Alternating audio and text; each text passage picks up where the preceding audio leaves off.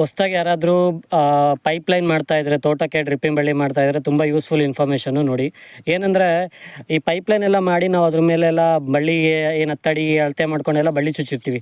ಅದಾದಮೇಲೆ ಏನಾಗುತ್ತೆ, ಮತ್ತೆ ವಾಪಸ್ ಗುಂಡಿ ಅದು ಮಣ್ಣು ಮುಚ್ಚಬೇಕು, ಟ್ರಂಚ್ ತೆಗ್ಸಿರ್ತೀವಲ್ಲ, ಆವಾಗ ಮೆಜಾರಿಟಿ ನಾವು JCB ಮುಚ್ಚಿಸ್ತೀವಿ, ಇಲ್ಲ ಕೈಯಲ್ಲಿರ್ಬೋದು ಆಗುತ್ತೆ.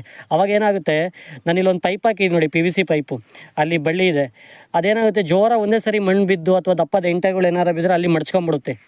ಅದು ಇಮಿಡಿಯೇಟಾಗಿ ಗೊತ್ತಾಗಲ್ಲ. ಸ್ವಲ್ಪ ದಿನ ಅದೆಲ್ಲ ಮಣ್ಣು ಅಡ್ಜಸ್ಟ್ ಆದಾಗ ಏನಾಗುತ್ತೆ, ನಾವು ಪೈಪ್ ಏನು ಇಳಿದಿವಲ್ಲ ಅದು ಬೆಂಡಾಗಿ ಹೋಗಿರುತ್ತೆ ಒಳಗಡೆ, ಅಂದರೆ ಮೇಲ್ಗೆ ಎತ್ಕೊಂಡಿರ್ತೀವಲ್ಲ ಭೂಮಿಯಿಂದ, ಅದು ಸ್ವಲ್ಪ ದಿನ ಆದಮೇಲೆ ಬೆಂಡಾಗಿ ನೀರು ಬರದೇ ಇರೋದು, ಇಂಥವೆಲ್ಲ ಸಮಸ್ಯೆ ಆಗುತ್ತೆ. ಅದಕ್ಕೆ ಬೆಸ್ಟ್ ಮೆಥಡ್ ಅಂದರೆ ಮಣ್ಣು ಇಳಿಬೇಕಾದ್ರೆ ಈ ಥರ ಒಂದು ಪೈಪ್ಲೈನ್ 2 ಇಂಚಿಂದು ಏನಿರುತ್ತಲ್ಲ, ಅದರಲ್ಲಿ ಒಂದು 2 ಇಂಚಿಂದ ಒಂದು ಚಿಕ್ಕದೊಂದು ಪೈಪ್ ತೊಗೊಂಡು ಅದ್ರ ಮೇಲಿಟ್ಟು ಮಣ್ಣು ಇಳಿರಿ. ಲಾಸ್ಟಿಗೆ ಮಣ್ಣೆಲ್ಲ ಇಳಿದಾದ್ಮೇಲೆ ವಾಪಸ್ ತೆಗೀರಿ.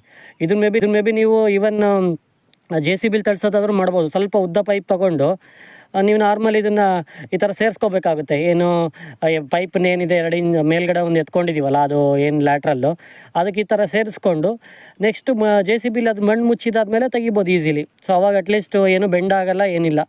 ಏನಕ್ಕೆ ಅಂದರೆ ಗೊತ್ತು ನಮಗೆ ಫ್ಯೂಚರ್ ನೆಕ್ಸ್ಟು ಒಂದು 2-3 ವರ್ಷ ಆದಮೇಲೆ ಒಂದು ಬುಡದಲ್ಲಿ ನೀರು ಬರ್ತಿಲ್ಲ ಅಂದರೆ ಇಂಥ ಬೇಸಿಗೆಯಲ್ಲಿ ಅದನ್ನು ಬಗೆದು ಹಾಕಿ ಎಷ್ಟು ರಿಸ್ಕ್ ಆಗುತ್ತೆ ಅಂತ ಗೊತ್ತು.